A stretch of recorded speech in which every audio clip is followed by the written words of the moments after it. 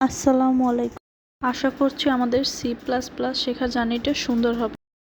Coding start করার আগে কিছু রিকোয়ারমেন্টস রয়েছে, like installing VS code, setting up the compiler, etcetera.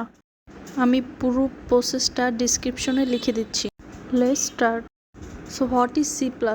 C++ is a versatile and object-oriented programming language. It is case sensitive. Sensitive মানে হলো এটা capital লেটারে লেখা নাকি স্মল লেটারে লেখা সেটা ম্যাটার করে। It was developed as an extension of C language. এখন আমরা এটাকে প্রপার ল্যাঙ্গুয়েজ হিসেবে ইউজ করি। অলমোস্ট সি এর মতোই, কিন্তু এটা সি এর চেয়ে একটু advance. Now uses of C++.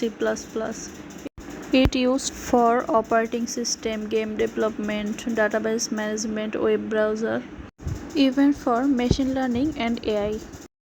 প্রথমে আমি একটা ফোল্ডার ক্রিয়েট করে নেব যেন আমি সবগুলো কোড একসাথে সাজিয়ে রাখতে পারি। ফোল্ডারটার নাম দিলাম CPP। দেন VS কোড ইনস্টল করা হয়ে গেলে আমি VS কোড অন করব। এখন ফাইলে গিয়ে ওপেন ফোল্ডার অপশনে ক্লিক করে আমরা যে ডেস্কটপে CPP ফোল্ডারটা ক্রিয়েট করেছিলাম ওইটা সিলেক্ট করে নেব।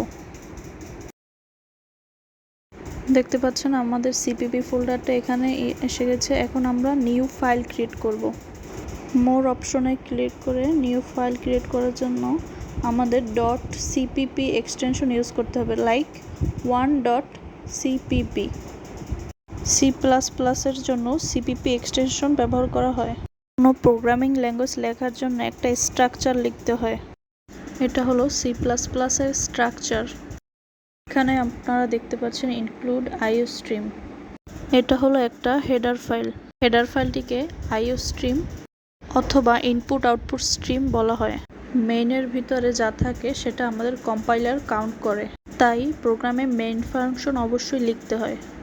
আমি এখানে কমেন্ট করছি, কিন্তু কমেন্ট কম্পাইলার কাউন্ট করে না। বোঝার জন্য আমি লিখছি দিস ইজ স্ট্রাকচার। এই যে দিস ইজ স্ট্রাকচার কথাটা আমাদের প্রিন্ট হবে না। কমেন্ট করতে হলে ডাবল হ্যাশ ইউজ করতে হয়। লাইক এই কোডটা আমি এখানে লিখছি দিস ইজ কমেন্ট। এটাকে আমরা যখন রান করব তখন এই কমেন্ট লেখাটা আর প্রিন্ট আউট হবে না। সি আউট দিয়ে আমরা কোনো কিছু আউটপুট অথবা মনিটরে কোনো কিছু প্রদর্শন করার জন্য ব্যবহার করি। /n হলো নিউ লাইন। আমরা যদি নেক্সট লাইনে কোনো কিছু লিখতে চাই তাহলে /n ইউজ করি। আমরা যে লেখাটা প্রদর্শন করতে চাই সেটা ডাবল কোটেশনের মধ্যে রাখব। আমাদের প্রত্যেক লাইন শেষ করার পর অবশ্যই সেমিকোলন দিতে হবে। এই যে উপরের ইউজিং নেমস্পেস লাইনটা ব্যতীত আমরা কোড রান করতে পারি। তাহলে প্রত্যেক লাইনে আমাদের এই যে std/cout এই লেখাটা লিখতে হবে। কোনো কিছু ইনপুট অথবা আউটপুট বের করতে হলে আমাদের লেস দেন অথবা গ্রেটার দেন এই চিহ্ন দুইটা ব্যবহার করতে হবে।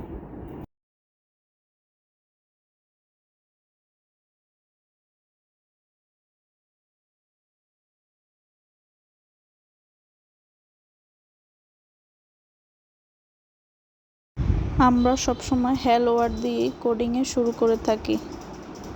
সো এই হ্যালো ওয়ার্ডের পরের লাইনে যদি হাউ আর ইউ ব্যবহার করতে চাই তাহলে আমাদের নিউ লাইন ক্যারেক্টার অবশ্যই দিতে হবে। এই /n আমরা কোটেশনের মধ্যে রাখবো, কিন্তু ডাবল কোটেশন না। এখন আমি যদি কোডটা রান করি একটু টাইম নেবে। এখানে কিন্তু হ্যালো ওয়ার্ল্ড লাইনের পরে হাউ আর ইউ এসেছে। যদি আমরা /n ব্যবহার না করতাম তাহলে হ্যালো ওয়ার্ল্ড এবং হাউ আর ইউ পাশাপাশি একই লাইনে লেখা আসতো। এখন আমরা /n ক্যারেক্টারটা রিমুভ করে আবার রান করে দেখি। হ্যালো ওয়ার্ল্ড এবং হাউ আর ইউ কিন্তু পাশাপাশি লেখা এসেছে। আমাদের যেন বারবার এই স্টেডি না লিখতে হয়, এর জন্য আমরা ইউজিং নেমস্পেস ফাংশনটা লিখি। ইউজিং নেমস্পেস লিখে রান করলেও সেম আউটপুট পাওয়া যাবে। Thank you for your patience.